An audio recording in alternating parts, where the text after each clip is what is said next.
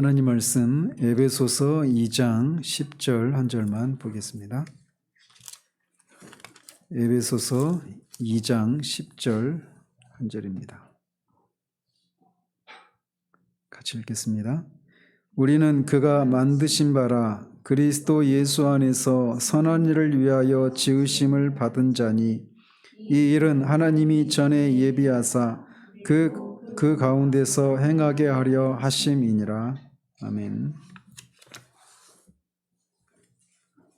우리는 지난주에 잘못된 세계관을 극복하기 위해서 성경적인 지곡관을 세워야 한다라고 하는 것을 말씀드렸습니다. 그리고 그것을 위해서는 성경적인 지곡관을 세우기 위해서는 성경을 새로 읽는 그런 것이 필요하다라고 말씀을 드렸어요.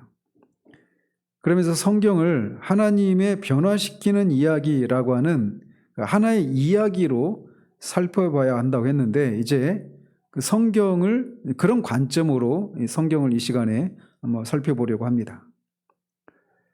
결론적으로 말씀을 드리면 우리 개인의 그런 삶과 일은 이 하나님의 이 변화시키는 이야기 안에서 비로소 의미를 찾게 되는 겁니다. 그러니까 그 김춘수의 그 꽃이라고 하는 시가 있잖아요. 그러니까 네가 내 이름을 불러주었을 때, 내가 너의 이름을 불러주었을 때 네가 내게 와서 꽃이 되었다. 우리는 다 누군가에게 꽃이 되고 싶고 어떤 의미가 되고 싶다. 이런 얘기를 하잖아요. 그 시 속에서. 지난주에도 말씀드린 것처럼 우리가 깨어있는 시간에 10분의 9를 다 우리는 어떤 일에 종사하면서 살아갑니다. 어떤 직장이든지 아니면 가정에 있어든지 간에 우리는 날마다 일을 하면서 그게 공부가 될 수도 있고, 그래서 우리가 깨어있는 시간에 거의 90%를 90%를 보내는 그 시간들이 의미가 있는가, 그 의미는 어디에서 찾을 수 있는가, 이런 거를 이제 오늘 살피려고 하는 거예요. 그래서 이제 결론적으로 말씀드리면 이 하나님의 거대한 이야기, 그 이야기를 서사라고도 하죠. 거대한 그런 이 이야기 속에서 그 이야기와 우리의 삶이 연결될 때 거기에서 비로소 우리가 꽃이 되는 그런 사건이 있게 된다는 겁니다. 그런 측면에서 성경을 우리가 살펴보려고 하는 거예요. 그래서 먼저 우리가 한 개인의 삶과 일의 의미는 그가 속해 있는 문화 속에서 찾아지기 마련입니다. 한국 사람으로서 또는 일본 사람으로서 미국 사람으로서 각각의 그런 그 한국 문화, 일본 문화 이런 문화가 있잖아요. 국가적인 차원에서 보자면 이거 좋게 말하면 한 개인의 이 삶이라고 하는 것은, 우리 개인의 삶과 일이라고 하는 것은 가장 작은 단위로는 그 가정의 어떤 이야기, 이 속에서 우리의 각 개인의 삶과 일이라고 하는 것이 의미를 찾게 되는 거예요. 그건 좀 더 확대시키면 문화라고 하는 속에서 우리 개인의 삶과 일이라고 하는 것이 어떤 의미가 있는 겁니다. 다른 말로는 각각의 문화는 개인의 삶과 일이 정의되고 전개되도록 어떤 어떤 배경을 제공합니다. 문화라고 하는 거는. 그리고 그런 맥락은 각각의 문화에 영향을 끼치는 수많은 이야기들의 총합이다, 이렇게 말할 수가 있어요. 그래서 바로 그 이야기들이 한데 모여서 거대한 이야기를, 조금 있는 유식한 말로 거대 서사를 형성을 하는 겁니다. 그러니까 한국 문화라고 하는 것은 한민족의 문화라고 할 때는 그 한민족을 구성하는 고대로부터 계속 이어져 오는 그 수많은 개인들의 이야기들이 있지 않겠어요? 그런데 그 이야기들이 모아져서 하나의 거대한 그런 이야기들을 형성한다는 거죠. 그런 속에서 한민족의 문화라고 하는 다른 나라의 문화와는 구별되는 독특한 그런 어떤 문화가 형성이 되는 거예요. 그리고 그 문화 속에서 우리 개인의 삶과 일이 어떤 의미를 찾게 된다라는 거죠. 이 거대 서사는, 이 거대한 이야기는 그 문화가 실체를 인식하는 틀을 제공합니다. 즉 다른 말로는 각 개인은 이 거대 서사에 따라서 자신의 삶을 들여다보는 거예요. 즉 자신이 이 큰 그림 안에서 어떤 역할을 하는가에 따라서 자신의 삶과 일의 의미를 판단한다, 이렇게 말할 수 있단 말이죠. 신앙의 영역을 떠나서라도 말이죠. 그런데 이제 우리 그리스도인으로서 우리의 거대 서사는 비단 문화뿐만 아니라 우리 신앙에서 비롯됩니다. 그리고 또 마땅히 그렇게 되어야 합니다. 좀 더 구체적으로 말하자면 우리의 거대 서사는 세상과 인류, 우주를 향한 하나님의 계획에 비추어서 역사를 인식하는 방법을 알려주는 성경에서 나오는 거예요.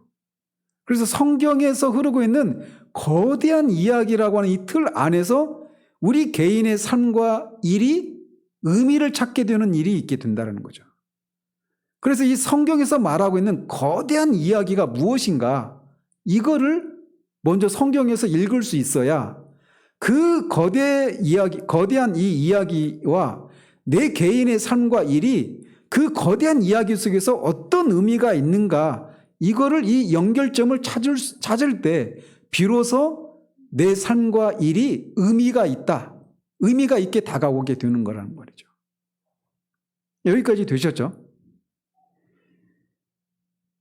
근데 대부분 내가 그냥 앞에 처음에도 말했지만 왜 일을 하는가라고 말할 때 이런 틀에서 우리의 일을 바라보지 못하고 어떤 직업을 생계수단으로 또는 더 많은 풍성한 어떤 소비재를 얻을 수 있는 그런 어떤 재화를 획득하기 위한 수단으로, 그냥 먹고 살기 위한 그런 수단으로 전락되는 경우들이 많단 말이에요. 그런데 이 성경적인 직업관을 형성하기 위해서는 이렇게 성경의 거대 서사, 성경에서 말하고 있는 거대 서사가 무엇인가를 알고 거기에 그 거대 서사와 내 개인의 삶과 일이 어떤 의미가 있는가, 이 연결점을 찾을 때 비로소 내 자리가 의미가 있게 되는 거예요. 이거를 다른 말로 말하면 예를 들자면 우리가 영화나 이런 거대한 영화들을 보면, 스토리가 있는 그런 영화들을 보면, 그 짜임새가 있는 영화들 보면은 이런 게 더 두드러지죠. 뭐 배너라고 하는 뭐 그런 영화 이런 거 보면은 몇 시간짜리를 보면은 그 하나하나 그 작가가 끌어가려고 하는 그 큰 주제 안에서 수많은 등장 인물들이 또 수많은 사건들이 등장을 하잖아요. 근데 그게 그 작가가 끌어가려고 하는 큰 이야기 속에 그 한 사람 한 사람 등장 인물들 또는 어떤 사건들, 이런 것들이 다 의미가 있으려면 그 인물들이나 이런 대사나 그런 어떤 사건들이 작가가 끌어가려고 하는 이런 중심 주제와 연결이 될 때 그게 의미가 있게 되는 거란 말이에요. 그렇잖아요? 이 거대한 스토리와 관계없이 던지는 어떤 그 사건이나 대사나 이런 것들은 오히려 그 큰 이야기의 흐름을 제대로 쫓아가지 못하게 되는 그런 역효과가 일어나게 된단 말이죠. 그런 것과 연결시켜서 생각을 해보면 되는 거예요. 근데 대부분 우리는 우리 개인의 삶을 그렇게 이 성경에서 말하는 거대한 그 이야기 안에서 내 삶의 자리가 어떤 의미가 있고 이런 식으로 우리의 삶을 바라보지를 못하고 그저 그냥 나 한 개인의 삶으로만 보는 경우들이 많단 말이죠. 이거는 신앙의 영역에서도 마찬가지예요. 오늘 이제 그걸 보려고 하는 겁니다. 그래서 우리가 이걸 알면 있잖아요. 진짜 우리 삶이 얼마나 갑자기 김추수의 그 꽃이 되는 것처럼 그런 가치들을 발견하게 되는 거예요. 그래서 그런 성경의 이야기는 그냥 단순히 그냥 호랑이 담배 필 때 얘기처럼 그냥 하나의 이야기로 그치는 것이 아니라 이 성경의 이야기는 변화시키는 힘이 있다는 겁니다. 성경의 이야기를 하나님께서 이루어 가시는 과정 속에 그 속에서 우리 한 사람 한 사람이 삶이 변화되고 그 어떤 그 성장이 일어나고 이런 일들이 일어나는 거예요. 성경의 이야기는. 단순한 이야기로 그치지 않는다라는 겁니다. 따라서 문화 안에 이런 성경적인 거대 서사가 이런 요소가 반영되면 반영될수록 그 문화는 더 의미가 있고 가치가 있고 그런 성경적인 그런 문화가 되는 거예요. 이건 개인의 삶에도 마찬가지입니다. 성경에서 말하는 거대 서사와 내 개인의 삶이 연결점이 있으면 있을수록 그리고 그런 성경의 거대한 이야기들이 내 삶에 많이 투영되면 투영될수록 내 삶은 그만큼 가치가 있고 의미가 있는 삶이 되는 겁니다.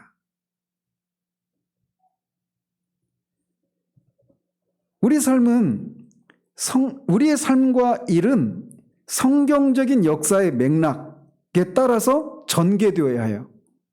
성경적인 역사의 맥락은 크게 네 가지로 나누어서 살펴볼 수가 있습니다. 성경 전체를 네 가지 어떤 맥락으로 이해할 수 있단 말이에요. 그게 뭐냐? 창조, 타락, 구속, 완성이라고 하는 이 네 가지 이 이야기로 성경은 구성되어 있어요.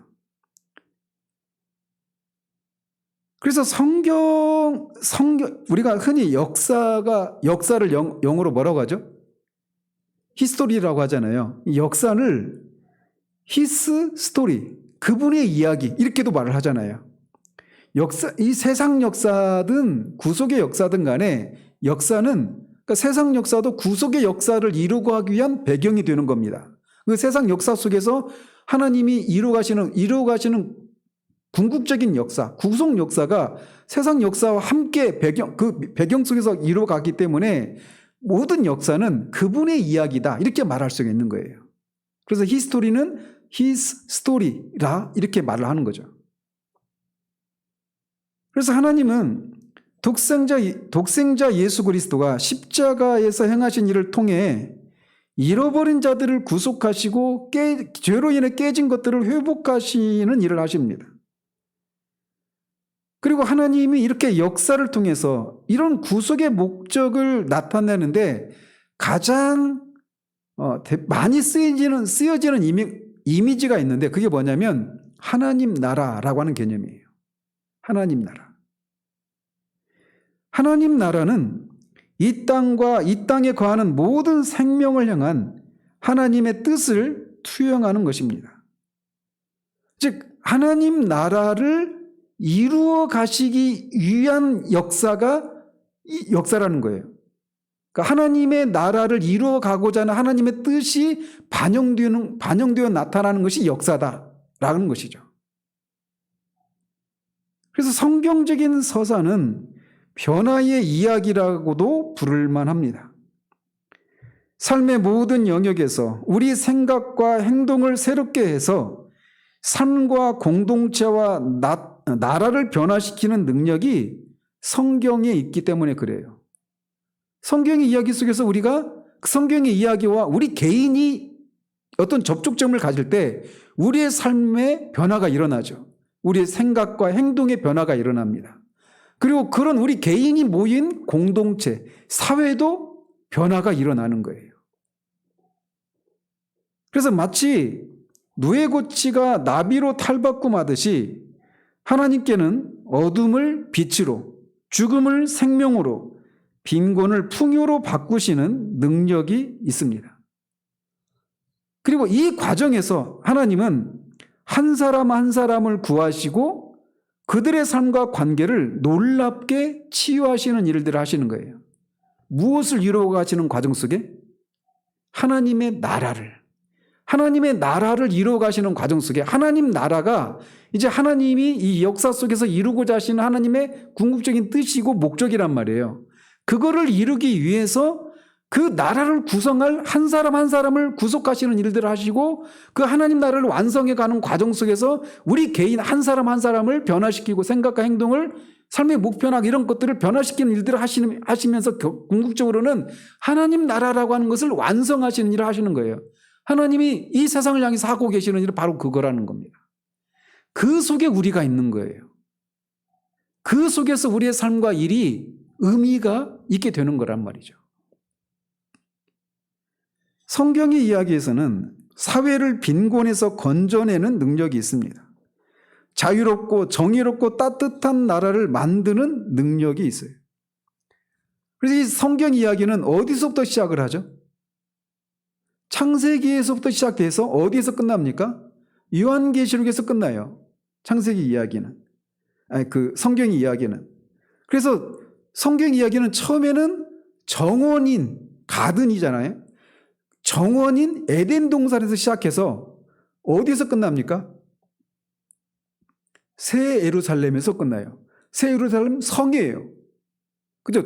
정원에서 시작했다가 이제 도시로 끝나는 겁니다. 성으로 끝나는 거예요. 성경 이야기는. 그리고 처음에는 첫 부부 아담과 하와에서 시작했다가 나중에는 어떻게 끝납니까? 어린 양의 혼인잔치로 상징되는 수많은 하나님의 백성들로 끝나요. 그러니까 두 사람으로 시작했다가 수를 헤아릴 수 없이 많은 하나님의 백성들이 모여지는 그 장면으로 끝난단 말이에요. 동산에서 시작했다가 성으로 끝나요. 이야기의 마지막 장면에서 예수님은 신부인 교회와 결혼하려고 다시 오십니다. 이게 성경 이야기예요.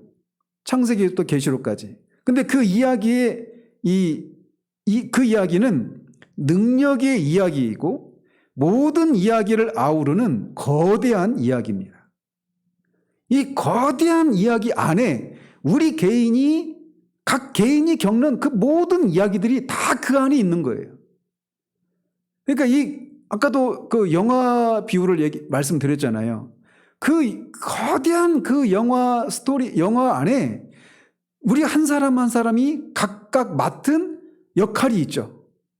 그 역할들, 그리고 내가 그 맡은 역할로서 감당해야 되는 여러 가지 사건들이 있지 않겠어요? 그리고 내가 감당해야 되는 일도 있겠죠. 그 모든 것들이 이 거대한 이야기 안에 있는 작은 이야기들인 거예요. 그래서 이런 관점으로 이제 성경이 말하는 것들을, 이 성경에서 말하는 이 거대한 이야기를 압축적으로 이 시간에 살펴보려고 하는 거예요. 그 속에서 내 삶이 있구나라고 하는 것을 확인하는 순간 우리의 삶이 그냥 아무런 의미도 없고 목적도 없고 그냥 어떤 다른 사람과의 연계나 어떤 거대한 이 세상 전체 역사와 무관한 채 그냥 동떨어져 있는 그런 삶이 아니라 거기에 연결되어 있는, 그래서 내가 없으면 안 되는, 내가 감당해야 될 역할과 일이 없어서는 이 거대한 이야기가 완성되지 않는 그런 정도의 중요성을 가지고 있다라고 하는 것을 확인할 수 있게 되는 거예요. 그럴 때 비로소 내가 종사하고 있는, 깨어서 80~90%의 시간을 보내는 그 우리의 일상의 삶이 어떤 의미가 있는지를 비로소 확인할 수 있는 거예요. 그래서 그 속에서 그러면 우리는 어떻게 살 것인가? 여기가 나오는 겁니다. 어떻게 살아야 되는가를 먼저 얘기하기 전에 어떤 의미가 있는가를 먼저 확인하는 이 작업이 필요한 거예요. 그래서 그것을 확인하기 위해서는 내 이야기를 아우르는, 모든 사람들의 이야기를 아우르는 거대한 성경의 이야기를 우리가 확인해야 된다는 겁니다. 자, 여기까지 오셨죠? 그래서 이 성경 이야기는 크게 4가지로 요약할 수 있는데, 말씀드린 것처럼 창조, 타락, 구속, 완성, 이 구도로 볼 수 있다는 거죠. 그래서 우리는 창조로부터 시작을 합니다. 태초에 하나님이 천지를 창조하시니라 라고 하는 이 이야기가 영혼 속에서 아무것도 없는 그 영혼의 정막을 깨뜨리는 그 시작이 그렇게 시작이 되었어요. 태초에 하나님이 천지를 창조하시니라라고 하는 이 창조의 이야기로부터 이제 이 거대한 이야기가 시작이 된 겁니다. 한번 생각해 보십시오. 아무것도 없고 아무도 없는 오직 영원하신 삼위 하나님만 계셨던 그 영혼 속에서 하나님이 이야기를 시작하시는데, 그 이야기의 첫 시작은 하나님이 천지를 창조한 이야기로 시작이 되는 거예요. 그래서 이 이야기의 첫 구절이 앞으로 전개될 이야기가 어떤 거를 목표로 가고 있는가를 결정하는 것이란 말이죠. 그래서 저자는 이제 그 힌두교에서는 영원한 존재 파괴로부터 힌두교는 이야기를 시작한다 이렇게 말을 해요. 그러니까 힌두교의 힌두교의 신이 막 엄청나게 많습니다. 교파마다 신의 숫자가 다 다르고. 근데 주신이 세 신이 있는데 그 중에 한 신이 시바라고 하는 신이 있는데 이 시바는 파괴의 신이래요. 그래서 힌두교는 파괴의 이야기로부터 시작이 된다라는 겁니다. 그러면 그렇게 시작됐을 때 뭐가 최종적인 결론은 어디로 갈까요? 그러니까 제가 힌두교를 잘 모르지만 이렇게 파괴로부터 시작이 되는 이야기는 결국은 파괴되고 다 무로 돌아가는 거겠죠. 그런 결론을 맺게 되는 거예요. 그래서 이야기의 첫 시작이 어디를 향해 가느냐, 어떻게 시작하느냐는 어디를 향해서 그 이야기가 전개될 것인가라고 하는 것을 결정한다. 이런 의미가 있다는 거죠. 근데 세속주의적인 세계관은 어디로부터 출발합니까? 이야기의 시작이? 세속주의적인 세계관은 유물론적인 세계관이잖아요. 유물론적인 세계관의 시작은 뭡니까? 어디서부터 시작이 돼요? 생명의 기원이 원시의 어떤 그 숲이라고 하죠. 이 물구덩이 거기서부터 시작이 되는 거예요. 거기서부터 시작돼서 점점 고등한 생명체로 진화를 해서 간다라는 거잖아요. 그래서 이 세속주의는 저자의 표현대로 지저분한 물 웅덩이를 서막으로 삼는다. 이렇게 얘기해요. 그 얘기를 하는 겁니다. 그러니까 이렇게 되면은 그러니까 그 지저분한 물 웅덩이라고 표현을 했지만 그 원시 최초의 생명체가 나왔던 그 숲 있잖아요. 숲. 거기서부터 이제 그 생명체가 시작됐단 말이에요. 우연히 시작된 거죠. 우연으로 시작된 거예요. 우연으로 시작된 그것의 서막이 그렇다라면 목적이 있나요? 이 끝은 뭐예요? 결국 허무, 공허로 끝나는 겁니다. 그러니까 이야기의 시작이 뭘로 시작하느냐가 어떤 결말로 이끌어 가는가가 이래서 중요한 거예요. 근데 성경은 아무것도 없는 무의 상태에서 태초에 하나님이 천지를 창조하신 이야기로부터 이야기가 시작되는 거예요. 그럼 거기서 시작된 것이 파괴로 끝나지 않죠. 창조했을 때 씨를 심으면 그 나무 씨가 싹이 나고 줄기가 나오고 잎이 나오고 열매를 맺고 이렇게 하는 것처럼 창조는 결국 이 창조했던 상태보다 더 완전하고 온전하고 풍성한 그런 완성을 향해서 가도록 그렇게 이야기가 시작된 겁니다. 그래서 태초에 하나님이 천지를 창조하셨다라고 하나님은 모세에게 이 성경의 거대 이야기를 시작을 이렇게 얘기해 주시는 겁니다. 그래서 이 프란시스 셰퍼는 태초 전이라고 하는 그런 제목으로 설교를 한 적이 있어요. 근데 거기서 보면 태초가 있었으니까 태초 전도 있지 않았겠어요? 그죠? 그럼 태초 전에는 천지를 창조하시기 전에는 뭐가 있었느냐? 그때도 하나님이 계셨죠. 우주는 근데 그 하나님이 아무것도 없는 상태에서 말씀으로 천지를 창조하신 것입니다. 근데 천지를 창조하실 때 항상 창조된 이 피조세계는 온 우주는 창조주 하나님의 성품과 본질을 반영하는 방식으로 창조가 된 겁니다. 그런데 창세기 1장 26절에서 말하고 있는 것처럼 하나님이 이르시되 우리의 형상을 따라 우리의 모양대로 우리가 사람을 만들자 이렇게 말씀하신 것을 통해 하나님이 한 분이시면서 여럿으로 존재하시는 그런 방식으로 존재하시는 하나님으로 우리에게 계시해 주셨어요. 이걸 이제 우리는 삼위일체 하나님이라고 우리는 믿죠. 그러니까 천지 창조 전부터 삼위일체 하나님 간에 뭐가 있었던 거예요? 교제가 있었던 겁니다. 교제와 소통과 삼위 하나님으로 이루어진 공동체가 있었던 거죠. 그죠? 공동체와 의미 있는 소통을 갈망하는 것이 인간의 본성이에요. 그죠? 왜 그런 본성이 생겨났을까요? 이런 하나님에 의해서 인간이 창조되었기 때문이에요. 자, 여기서부터 막 우리를 위로받지 않아요? 저는 막 눈물이 날 것 같아요. 우리가 우주에 그냥 던져진 우연히 아무런 목적도 없이 그냥 우연히 던져진 그런 존재가 아니라 의미가 있는 존재라는 겁니다. 그러니까 공동체와 의미 있는 소통을 갈망하는 인간의 본성이 이미 영원 전에 이미 기초가 놓여 있었던 거예요. 이런 하나님에 의해서 창조되었기 때문에.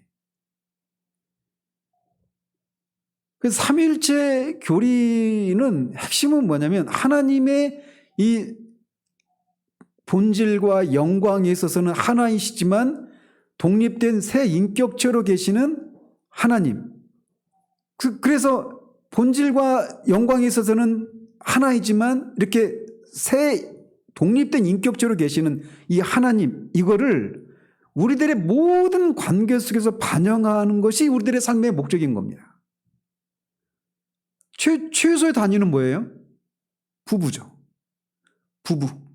그래서 서로 다른 각각 독립된 인격체이신, 그러니까 이건 다양성의 의미가 있죠. 그런데 본질과 영광에서는 하나예요. 통일성을 의미하는 겁니다. 그래서 통일성과 다양성을 추구하는 모든 관계들 속에서, 스포츠 속에서, 예술 속에서, 자연 만물 속에서 이것으로 모든 세상을 설명할 수 있는 거예요. 그리고 그것을 드러내도록 우리는 그런 것을 드러내도록, 그런 것을 드러내서 이런 방식으로 존재하시는 하나님의 영광을 반영하도록 우리가 불러냄을 받았단 말이죠. 그래서 요한복음 11장 24절에 보면 주님 이렇게 기도하십니다. 아버지여, 내게 주신 자도 나 있는 곳에 나와 함께 있어 아버지께서 창세전부터 나를 사랑하심으로 내게 주신 나의 영광을 그들로 보게 하시기를 원합니다. 이렇게 기도했어요. 그러니까 창세전부터 아버지와 아들 예수님, 성자 하나님께서 서로 사랑하고 계셨던 겁니다.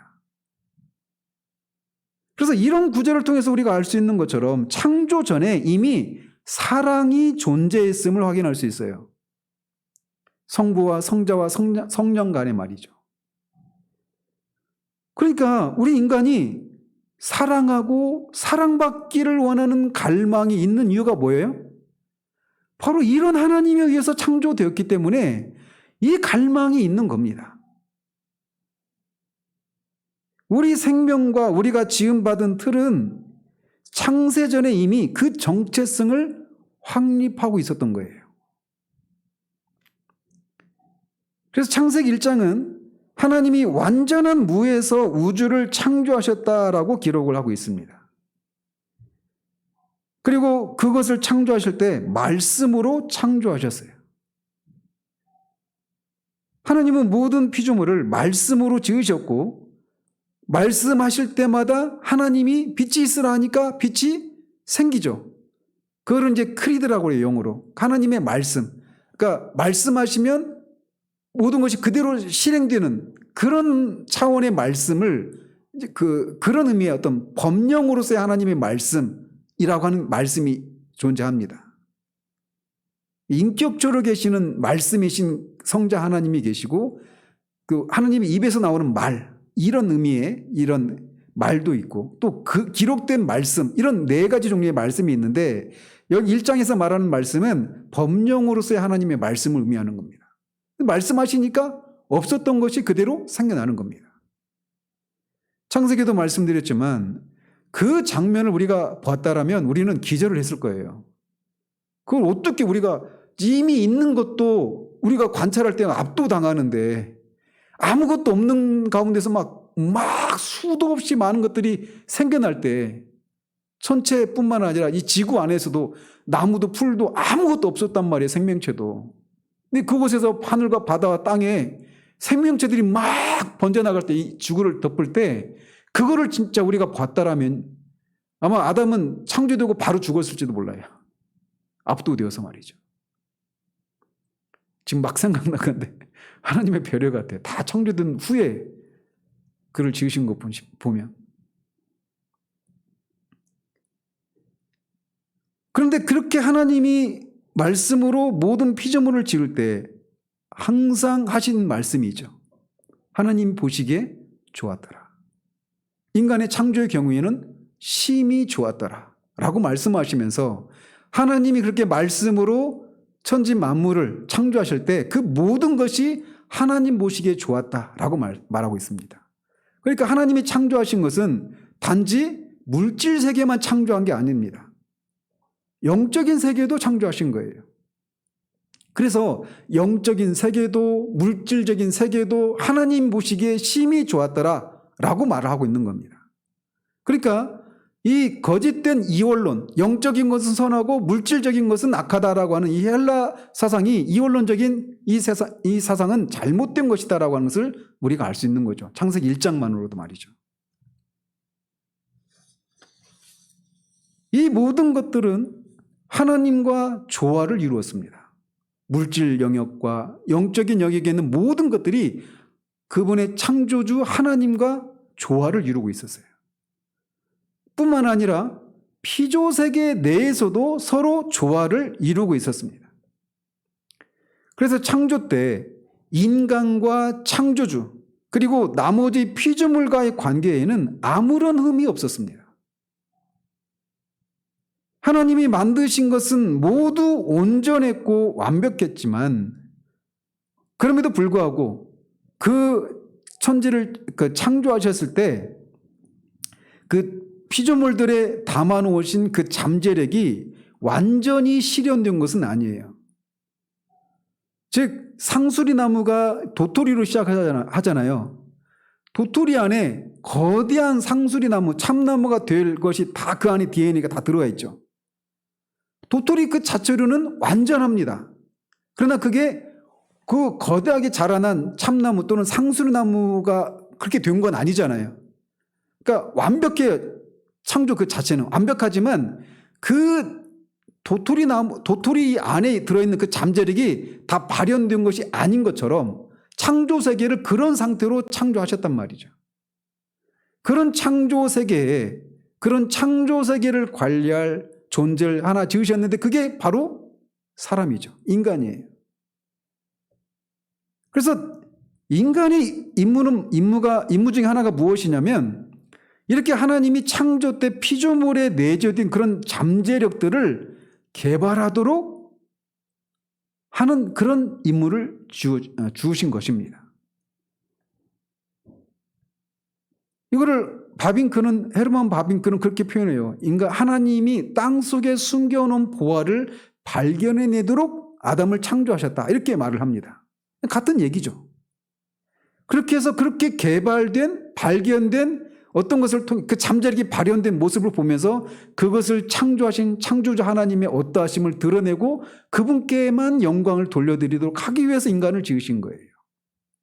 이게 창조에 대한 이야기입니다. 성경에서 흐르고 있는 이 거대한 서사의 시작이 창조로부터 이렇게 시작이 되는 거예요. 인간은 하나님의 청지기로서 그분의 권속인 세상을 돌보고 관리하도록 피조물들 중에 으뜸인 존재로 그렇게 지음을 받은 것이죠.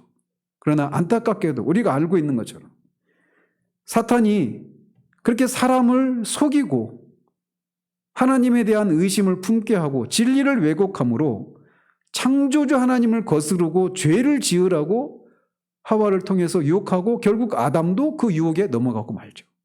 그게 타락이라고 부르는 사건입니다. 그래서 성경에 흐르는 거대 서사의 두 번째 이야기는 타락에 대한 이야기예요. 아담과 하와는 하나님의 진리를 믿기보다 사탄의 거짓을 믿었고 결국은 왕이신 하나님을 반역하는 일이 일어나게 됩니다. 그 결과 어떤 일들이 일어나느냐? 먼저는 하나님과 인간 사이의 모든 관계의 기본이고 근간이 되는 하나님과 인간 사이의 주된 관계가 깨어지게 됩니다.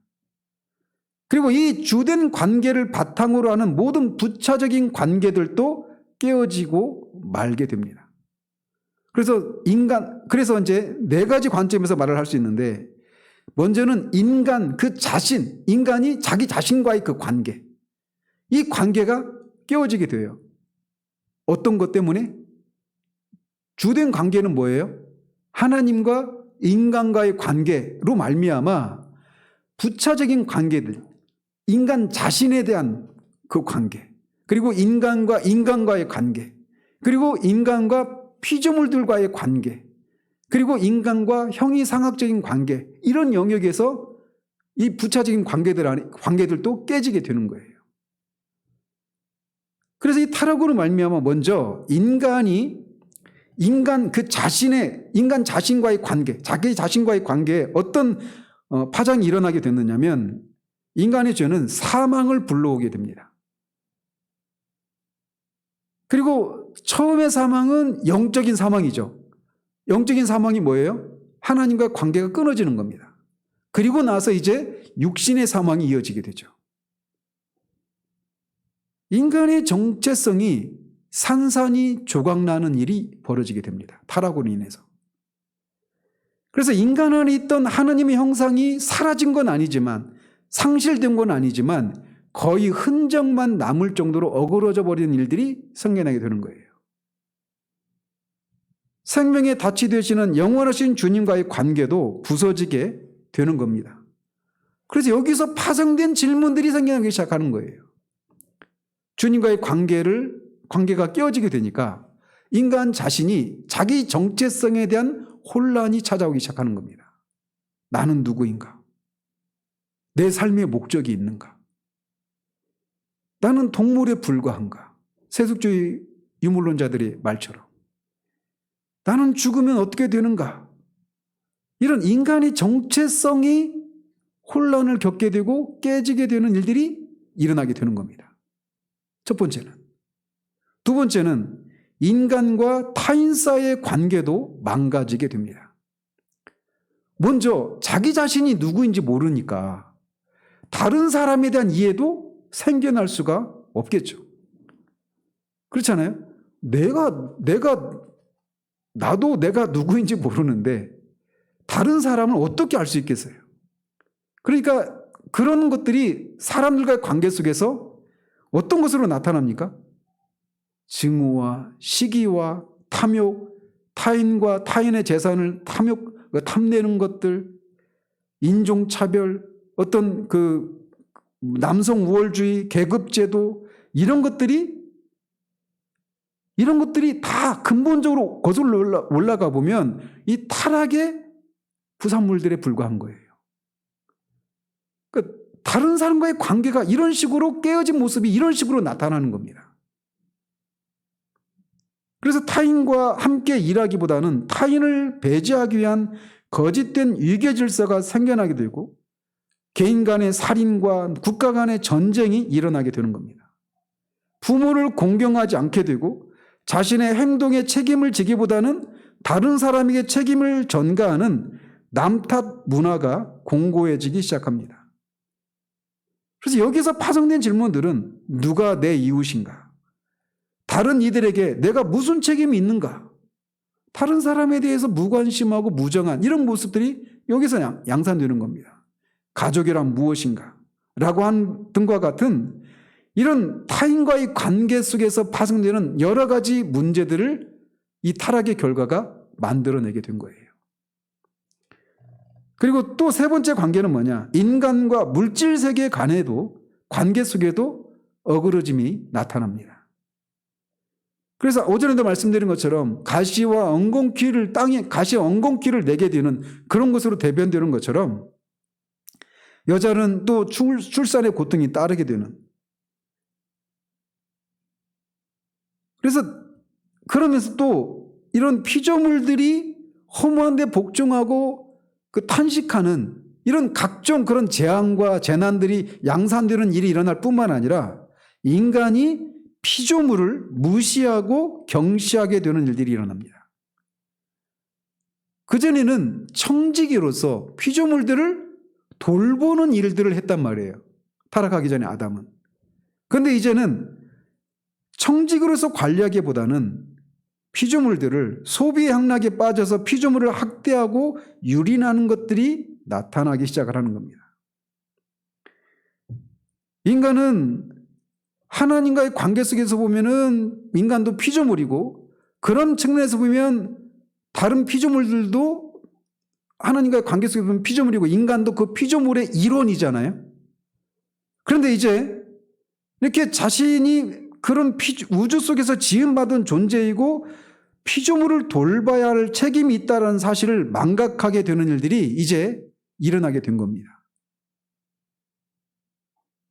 그래서 우주는 어디서 왔는가? 우주의 본질은 무엇인가?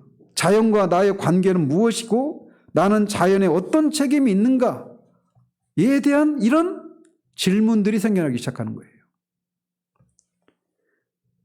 인간 자신, 자기의 인간 정체성의 그런 혼란과 우리 자신과의 그 관계가 깨어지고, 다른 사람과의 관계가 깨어지고, 이제 피조물과의 관계가 깨어지게 되었고, 네 번째로는 인간과 형이상학적인 세계와의 관계에도 그런 이상이 일어나게 되는 겁니다. 그래서 물질 세계와의 관계와 더불어서 인간은 비물질적인 세계, 즉 천사와 마귀로 대변되는 영적인 영역과도 관계를 맺잖아요. 그죠? 물질 영역과 이 영적인 영역과도 인간은 관계를 맺고 있는 존재란 말이에요. 그런데 인간이 타락하고 나니까 영적인 영역과 물질 영역을 이어주는 역할을 하는, 다리와 같은 역할을 하는 네 가지 영역에서 이 왜곡이 일어나게 되는 겁니다. 물질 영역과 영적인 영역을 이어주는 네 가지 영역은 뭐냐면 지식, 도덕, 심미, 문화라고 저자는 말을 해요. 그래서 지식의 영역에서 인간은 지혜를 버리고 우매함을 택하고 거짓으로 진리를 대체하고 거짓으로 생각의 견고한 진을 구축하는 일이 일어나게 되었다라는 거죠. 그리고 도덕의 영역에서는 선이 악이 되고 악이 선이 돼버렸습니다. 부패가 정의를 밀어내고 누구나 자기가 옳다고 생각하는 대로 행동하기 시작을 했습니다. 그리고 또 세 번째 영역은 심미의 영역인데, 심미는 그러니까 아름다움을 추구하는 것을 말하는 거예요. 근데 심미 영역에서는 미가 아름다움이 아니라 나한테 이익이 되는 것, 실리가 미를 대체하고 메마름이 사랑스러움을 대신하고 황량함이 영광을 대신하게 되었다라고 저자는 그렇게 얘기를 합니다. 네 번째, 문화인데 이 문화는 진리와 공의, 아름다움을 반영하는 문화를 창조하는 대신에 거짓과 부패, 사악함이 번창하는 문화를 만들어내기 시작했다는 겁니다.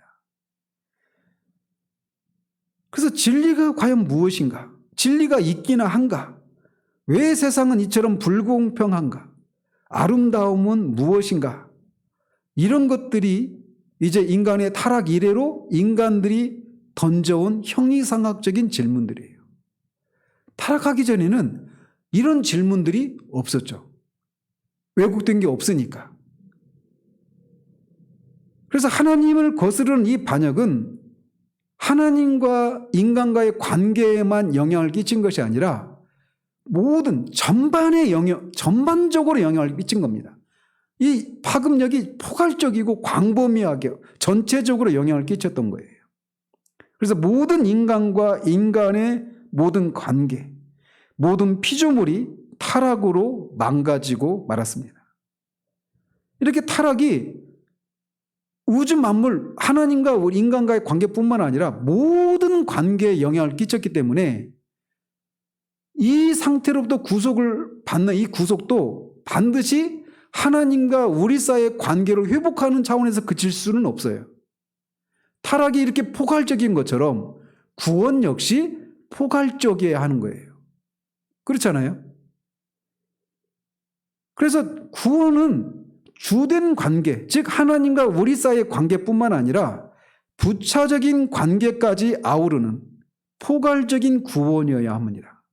그러니까 우리 인간 자신에 대한 정체성, 우리 자신과 다른 사람과의 관계, 우리 자신 인간과 피조물과의 관계, 인간과 형이상학적인 것들과의 관계, 이 모든 영역에 그런 회복이 있어야 되는 거예요.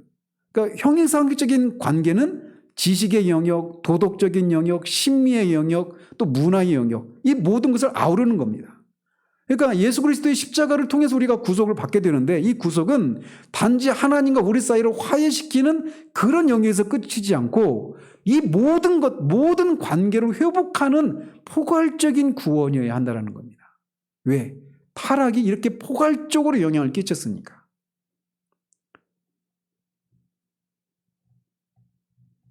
타락의 여파는 이렇게 극심했습니다. 그렇지만 하나님은 피조물을 그대로 버려두지 않으십니다.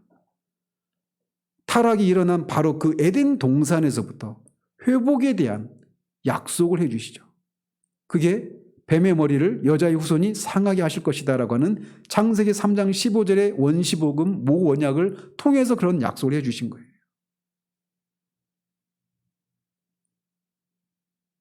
이 여자의 후손을 통해서 뱀의 머리를 상하게 하신다라고 선포하신 이 여자의 후손은 결국 그리스도를 가리키죠. 이 여자의 후손이 나중에 아브라함의 후손으로 또 하나님이 계시해 주시고, 나중에는 야곱의 후손, 그 다음에 유다의 후손, 그리고 다윗의 후손, 이렇게 점점 여자의 후손을 점점 이게 퍼넬 다운이라고 하는, 이렇게 점점 이렇게 그 깔때기가 점점 이렇게 좁아지는 것처럼 점점 그렇게 구체화시키고 나중에 마침내 이분이 오신 것입니다. 이 최초의 약속은 이 여자의 후손을 통해서 하나님이 모든 열방에게 복을 주시겠다라고 선언하셨잖아요. 그게 누구한테 약속하신 거예요? 아브라함에게 약속하신 것이죠. 그래서 아브라함 언약이 굉장히 그래서 중요한 겁니다. 내가 너로 큰 민족을 이루고 내게 복을 주어 내 이름을 창대하게 하리니 너는 복이 될지라. 너를 축복하는 자에게는 내가 복을 내리고 너를 저주하는 자에게는 내가 저주하리니 땅의 모든 족속이 너로 말미암아 복을 얻을 것이라. 이렇게 약속하셨어요. 땅의 모든 족속에게 복을 주시겠다라고 하는 하나님의 이 약속은 아브라함을 부르시면서 그렇게 시작이 된 겁니다. 그리고 하나님은 약속대로 아브라함이 큰 민족, 하나님의 택한 백성인 이스라엘을 이루도록 하시죠.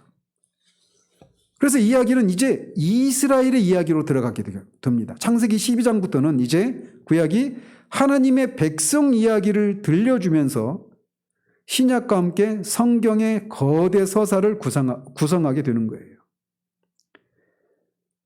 근데 사실은 이 부분, 하나님의 백성 이야기가 전부가 아니죠. 사실은 그들을 통해서 하나님이 성경에 더 큰 거대한 역사를 이루고자 하시는 하나님의 이야기인 거예요. 그래서 하나님은 백성들을 종살이에서 건져내서 그들에게 율법을 주시고 선지자들을 통해서 그들에게 말씀하십니다. 하나님의 백성은 승리와 실패를, 순종과 불순종을 거듭하면서 하나님이 구속자를 일으키실 구원의 때를 고대합니다. 이사야 선지자는 그때에 대해서 이렇게 말을 했어요. 이사야서 11장 1절 2절에 이새의 줄기에서 한 싹이 나며 그 뿌리에서 한 가지가 나서 결실할 것이요 그의 위에 여호와의 영 곧 지혜와 총명의 영이요 무략과 재능의 영이요 지식과 여호와를 경외하는 영이 강림하시리니. 바로 이 여기서 예언된 이 종을 통해서 하나님은 모든 피조물, 즉 온 우주를 구속하십니다. 에베소서 1장 10절에 있는 것처럼 예수 그리스도를 안에서 모든 만물, 하늘과 땅에 있는 모든 만물이 예수 그리스도 안에서 통일을 이루게 하십니다 라고 하는 것을 이 내용을 그렇게 표현하기도 하죠. 같은 얘기를 하는 겁니다. 단지 하나님과 우리 사이의 이 주된 관계를 회복하는 것이 구속의 궁극적인 목적이 아니라 그것을 포함해서 타락으로 인해서 망가진 모든 관계를 포괄하는 그런 포괄적인 구속을 약속하셨고, 그 약속을 예수 그리스도께서 십자가의 사역을 통해서 그분의 삶과 또 십자가의 죽으심과 부활을 통해서 그 일을 성취하신 것입니다. 그래서 구약은 장차 오실 구속자 그리스도를 간절히 기대하면서 끝나고, 신약은 그분이 오시면서 시작이 되죠. 그래서 이 궁극적인 카이로스의 시간에, 즉 이 크로노스의 그 역사의 흐름 속에 영혼이 들어오면서 그 어떤 의미를 갖는 그런 카이로스의 시간이 발생을 하는데, 그 사건이 뭐냐면, 때가 참에 하나님이 그 아들을 율법 아래 나게 하신 사건, 성육신의 사건을 통해서 이 약속한 이 하나님의 거대한 서사를 이루기 위한 이 구속자, 이분이 이 땅에 들어오시게 되는 겁니다. 저자는 이렇게 표현했어요. 영원히 시간을 뚫고 들어오는 그 순간에 하나님이 인간의 몸을 입으셨다라고 말이죠. 그래서 그리스도가 이렇게 초림하신 것은 하늘과 땅의 전투에 전환점이 된 사건이 됩니다. 완전한 하나님이시면서 동시에 완전한 인간이신 예수 그리스도가 우리를 위해서 완전한 삶을 사셨습니다. 그리고 그분이 죽어서 우리를 대신해서 그분이 죽으셨고, 그 죽음을 통해 죽음을 정복하고 삶 안에 다시 살아나셔서 저와 여러분들에게 새 생명을 주시는 산영이 되셨다라고 성경은 말하고 있어요. 그게 바로 복음의 핵심적인 내용들이죠. 타락이 이렇게 온 우주에 영향을 끼쳤던 것처럼 그리스도가 한 일 또한 온 우주에 영향을 끼쳤습니다. 그래서 몇 주 전에 살펴본 골로새서 1장 20절에 있는 것처럼 바울은 그리스도가 만물을, 하늘과 땅에 있는 모든 만물을 자신과 화목하게 하려고 돌아가셨다라고 말을 하는 겁니다. 하나님과 우리 사이의 관계만을 화해하기 위한 것이 아니라, 예수님의 십자가 죽음은 인간과 하나님의 주된 관계가 완전히 회복되고 인간과 세상의 부차적인 관계가 놀라운 치유를 경험하는 초석이 됩니다. 그래서 우리 자신 안에서, 인간 내부 안에서, 서로 사람들과의 관계 속에서, 인간과 자연의 관계 속에서, 형이상학적인 영역에서 놀라운 치유가 일어나게 됩니다. 그리고 이 일은 그렇게 그리스도의 초림으로 시작되었고, 이 일은 언제 완성이 돼요? 그리스도가 다시 오실 때 완성이 되는 겁니다. 그래서 이 성경의 거대 사사는 이제 완성이라고 하는 이야기로 옮겨가는 거예요. 예수님이 말세 중에 말세에 다시 오실 때 그분과 화목해 되는 과정이 완성이 됩니다. 그 과정 속에 그리스도와 화목해 되는 과정은 어떤 과정들이 있어요? 모든 관계들이죠. 그죠? 우주 안에 있는 모든 관계들 안에 회복되는 과정이 진행되고 있는 겁니다. 지금도 이런 일이 벌어지고 있는 거예요. 어느 곳에서는 오늘 또 누군가가 하나님과 자신과의 관계를 회복하는 사람도 있고, 또 그렇게 회복된 사람이 다른 사람과의 관계가 회복되어 가는 그런 일들도 일어나고 있고, 피조물과의 관계도 회복되는 일이 일어나고, 형이상학적인 그런 영역에서도 무엇이 옳고 무엇이 선하고 무엇이 아름답고 이런 질문들에 대한 답을 찾아가면서 그런 영역에서 어떤 변화가 일어난 일들이 지금 벌어지고 있는 거예요. 이 하나님이 하나님 나라를 완성해 가시는 이 거대한 이야기 속에서 그 안에서 그렇게 수많은 일들이 일어나고 있는 겁니다. 그런데 이게 끝나는 날이 있어요. 완성되는 날이 있는데 그 날이 바로 예수님이 재림하시는 날이에요. 그때에 대해서 이사야서 11장 6절 9절에서 또 11장 10절에서 다양한 방식으로 성경은 주님의 재림 때 있을 일들을 그림처럼 이미 상징적으로 우리에게 말해주고 또는 실제적으로 일어날 일들을 그렇게 말해주고 있기도 합니다. 이를테면 이사야서 11장 6절 9절 그때 이리가 어린 양과 함께 살며 표범이 어린 염소와 함께 누우며 송아지와 어린 사자와 살진 짐승이 함께해서 어린 아이에게 끌리며 이 구절들 아시죠? 그래서 내 거룩한 산 모든 곳에서 해림도 없고 상함도 없을 것이니 이는 물이 바다를 덮음같이 여호와를 아는 지식이 세상에 충만할 것임이니라 라고 말합니다. 모든 피조물들 간의 피조물들과의 관계 속에 인간과 피조물들과의 관계 속에 진정한 회복이 일어나면서 어떤 상함도 없게 되는 거예요. 이게 어떤 상태였어요? 처음에 타락하기 전에 그 상태가 되는 거죠. 근데 그때는 변화의 가능성이 있었지만 타락하기 전에는 이때는 변화의 가능성이 없습니다. 깨어지지 않아요. 또 이사야서 11장 10절에서 이렇게 말합니다. 그날에 이새의 뿌리에서 한 싹이 나서 만민의 기치로 설 것이요 열방이 그에게로 돌아오리니 그가 거하온 것이 영화로우리라. 또 이사야서 25장 6절에서 8절까지에서는 이렇게 말을 합니다. 만군의 여호와께서 이 산에서 만민을 위하여 기름진 것과 오래 저장하였던 포도주로 연회를 베푸시리니 곧 골수가 가득한 기름진 것과 오래 저장하였던 맑은 포도주로 하실 것이며 또 이 산에서 모든 민족의 얼굴을 가린 가리개와 열방 위에 덮인 덮개를 제하시며 사망을 영원히 멸하실 것이라. 주 여호와께서 모든 얼굴에서 눈물을 씻기시며 자기 백성의 수치를 온 천하에서 제하시리라. 여호와께서 이같이 말씀하셨느니라. 또 그날에는 타락이 전에 존재했던 전 우주적인 존재가 회복이 됩니다. 그리스도가 생명을 내어주심으로 이루려고 했던 궁극적인 평강, 포괄적인 샬롬, 이것이 성취가 됩니다. 그날에 그리스도는 신부된 교회와 결혼하시려고 다시 오십니다. 계시록 19장에서 말하고 있는 거예요. 그리고 그날에 그리스도는 그분의 나라, 그분의 성, 새 예루살렘을 완성하십니다. 그리고 그 새 예루살렘 안에는 이 땅의 왕들이 자기 나라의 영광과 영예를 그 성 안으로 가져간다라고 말을 하고 있어요. 그 빛 가운데, 만국이 그 빛 가운데로 다니고,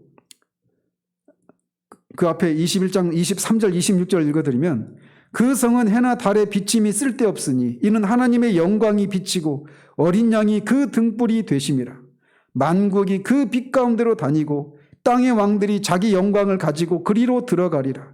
낮에 성문들을 도무지 닫지 아니하리니 거기에는 밤이 없음이라. 사람들이 만국의 영광과 존귀를 가지고 그리로 들어가겠고. 에덴 동산에서 정원의 상태에서 딸랑 아담과 하와 두 사람으로 시작됐던 이 하나님 나라의 이야기가 계시록에서 주님의 재림 때 그 완성될 그때에는 예루살렘 성으로 확대되고 그 안에 수많은 사람들이 그렇게 하나님의 영광을 즐거워하면서 하나님의 영광을 세세토록 찬양하는 그런 모습으로 그 이야기가 끝나는 이야기들을 우리에게 성경은 말해주고 있단 말이죠. 그렇게 주님이 오시는 날 이 영광으로 들어가기 전에 주님이 최후의 심판을 행하십니다. 마태복음 25장에서 말하고 있는 것처럼 양과 염소를 영원히 분리하시는 그런 일을 하시는 거예요. 이것이 성경이 말하는 거대한 이야기입니다. 성경에서 말하는 거대 서사예요. 창조, 타락, 구속, 완성. 하나님 나라를 완성해 가시기 위한 하나님의 그 거대한 이야기가 이렇게 성경 창세기부터 계시록까지 흐르고 있는 겁니다. 이 하나님 나라의 거대한 이야기에서 비로소 우리의 삶의 줄거리가 찾아져야 한다는 거예요. 세속주의와 애니미즘은 영향력이 있는 세계관입니다. 그리고 지금도 이게 우세한 세계관이에요. 그렇지 않아요? 그런데 이런 세속주의와 애니미즘은 죽음과 상함, 허무함으로 이어지는 이야기를 만들어냅니다.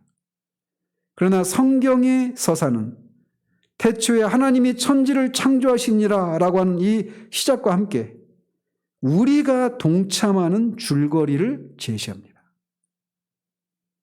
이 하나님의 거대한 하나님 나라를 완성해 가시는 이 거대한 이야기에 우리는 그냥 관객으로 그 이야기가 어떻게 진행되는가를 보는 그런 관객이 아니라 거기에 우리가 직접 출연하는 그런 배우로서 주인공으로서 각자의 삶의 자리에서 각자 맡겨진 그 일들을 행해 나가는 것을 통해 이 하나님의 나라를 완성해 가시는 이 거대한 이야기에 주연으로 우리가 참여를 한다는 거예요.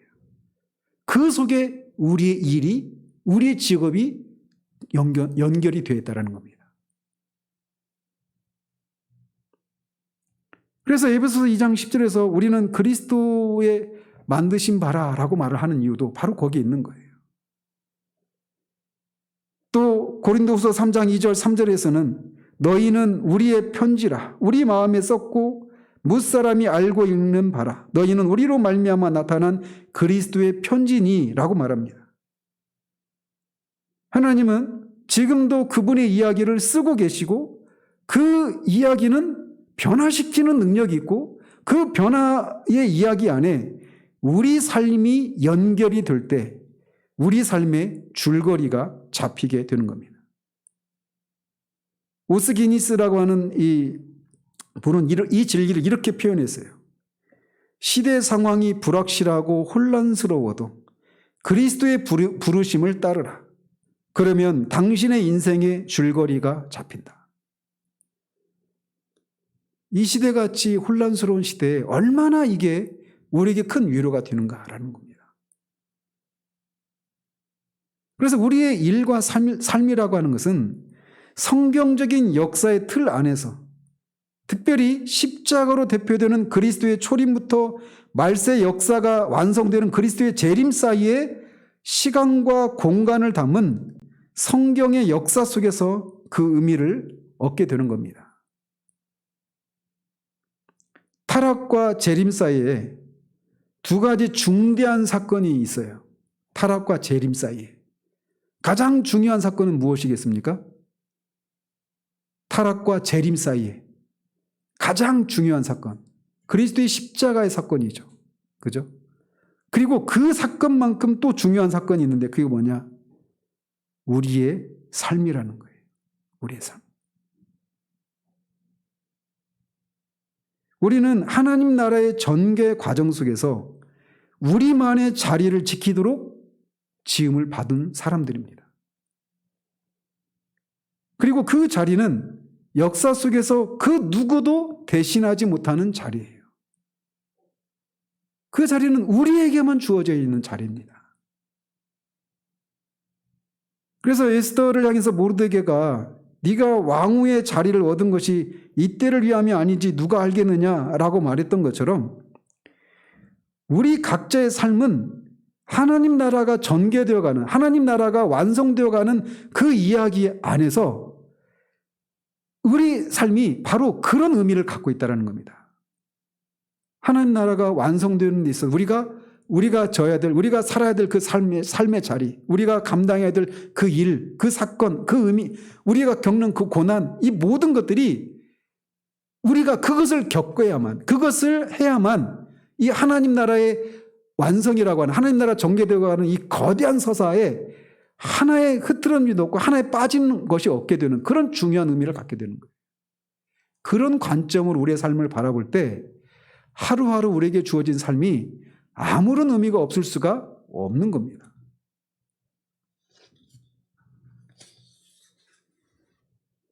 이런 하나님의 이야기에서 우리의 역할은 무엇일까요?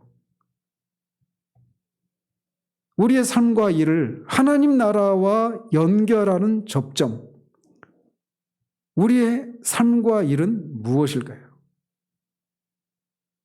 이거를 이제 다음 장부터 더 구체적으로 살펴볼 겁니다.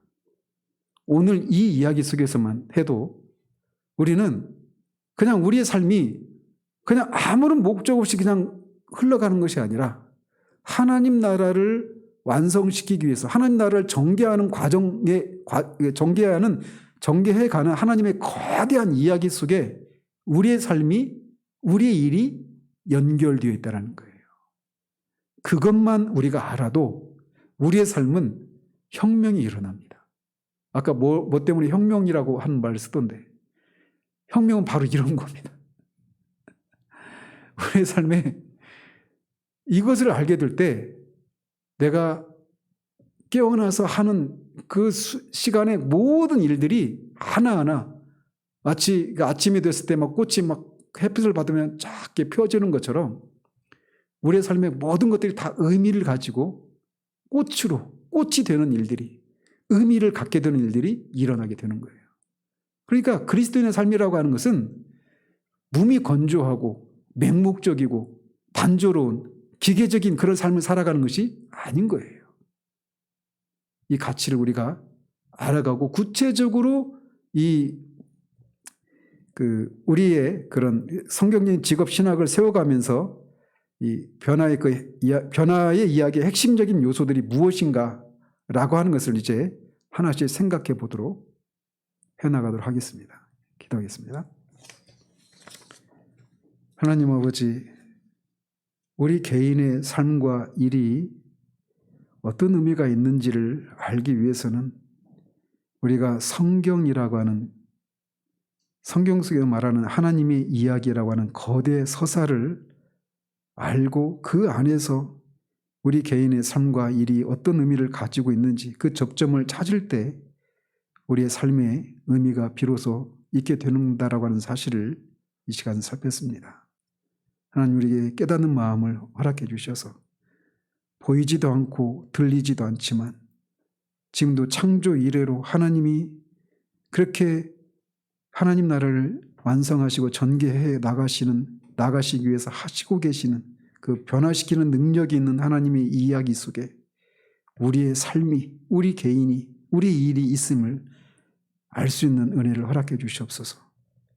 그래서 정말 우리가 매일 접하게 되는 그 일상의 삶과 일이 어떤 의미가 있는지를 알고 그 참된 가치를 우리가 알므로 그 어느 한순간도 우리에게는 무의미한 그런 삶의 편린들이 없음을 알고 그것을 우리에게만 감당하도록 하셨던 그 일들을 감당하는 것을 통해 이 하나님 나라가 완성되어 가는 것에 우리도 주역으로 동참하는 그런 은혜를 허락해 주시기를 소원합니다.